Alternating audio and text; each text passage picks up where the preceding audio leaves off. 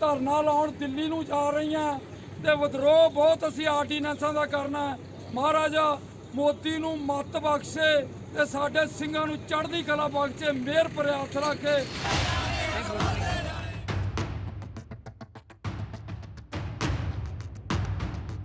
ये देश के अन्नदाता हैं, भारत के भाग्य विधाता हैं, जिनके काम से दुनिया जीती है वो ये किसान हैं। गौर से देखिए और गौर से सुनिए, बार बार देखिए, इतनी भारी संख्या में पुलिस बल तैनात है, खदेड़ने की पूरी तैयारी है, हाथों में लाठी और तैयारी ऐसे जैसे मानो किसी दंगे विरोधी को रोकने के लिए आए हों।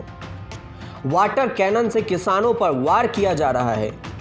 कसूर है इनका कसूर भी जान लीजिए, समझ लीजिए और देख भी लीजिए। अपनी हक मांगने के लिए खेत से सड़क पर उतरे हैं।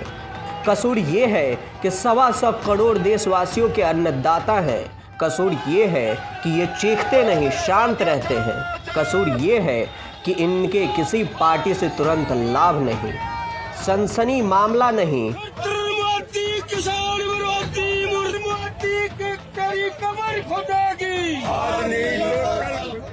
पंजाब के अंबाला की ये तस्वीरें हैं। जैसे ही किसान दिल्ली पर चढ़ाई के लिए निकले, सरकार थोड़ी सी सुख बुगाई और सीधे रोकने का आदेश दे दिया। फिर क्या था, वाटर कैनन, पुलिस बल भारी संख्या में तैनात हो गए। दिल्ली, नोएडा, हरियाणा सीमा पर किसानों का भारी जमावड़ा है। हरियाणा पंजाब बॉर्डर पर आसपास के गांवों से लोग आंदोलनकारियों के लिए दूध और अन्य जरूरी सामान लेकर पहुंच रहे हैं। आसपास के गांव के लोग किसानों की सहायता के लिए आगे आ रहे हैं। 400 से ज़्यादा ट्रैक्टर ट्रॉली, 4 महीने का राशन लेकर सब पंजाब से किसानों की बात नहीं सुनी गई तो दिल्ली पर चढ़ाई के लिए किसान निकल पड़े। केंद्र में बैठी बीजेपी सरकार इनकी बात सुनती, इसके बजाय दिल्ली को किले में तब्दील कर दिया गया। 12 कंपनी फोर्स बाहर से बुलाई गई और जिनमें सीआरपीएफ, आरएएफ के जवान हैं। इतना ही नहीं, करीब 1200 दिल्ली पुलिस कर्मी की भी तैनाती दिल्ली डिस्ट्रिक्ट में तैनात किए गए हैं।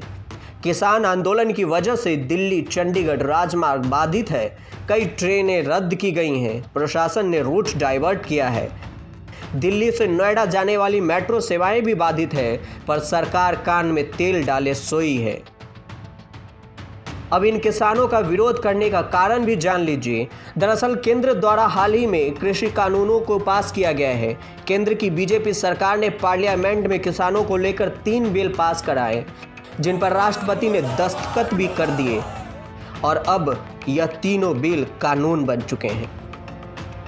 पहला बिल, किसानों को अपनी फसल देश में कहीं भी बेचने के लिए आज़ाद किया गया। दूसरा बिल, कृषि करारों पर राष्ट्रीय फ्रेमवर्क का प्रोविज़न किया गया। तीसरा बिल, अनाज, दाल, तिलहन, खाने वाले तेल, अनाज, आलू और ज़रूरी चीज़ों को मंडी के भाव लिस्ट से हटाने का प्रोविज़न है। माना जा रहा है कि बिल के प्रोविज़न से किसान को सही कीमत मिल सकेगी, क्योंकि बाज़ार में मुकाबला बढ़ेगा। इन बिलों को लेकर किसान और अपोजिशन पार्टियों का कहना है वह मंडी व्यवस्था खत्म करने पर किसानों को एमएसपी से केंद्र सरकार अलग करना चाहती है। यानी किसानों को डर है कि उन्हें उनकी फसलों पर मिलने वाला एमएसपी खत्म किया जा रहा है। हालांकि केंद्र की मोदी सरकार ने साफ शब्दों में कहा है कि किसानों का एमएसपी पूरी तरह से सुरक्षित है। केंद्र के कहने के बाद भी किसानों को विश्वास नहीं। उनका कहना है कि यही बात केंद्र सरकार लिखित में दे दे। अब देखना होगा कि देश के अन्नदाताओं की बात केंद्र सरकार मानती है या नहीं।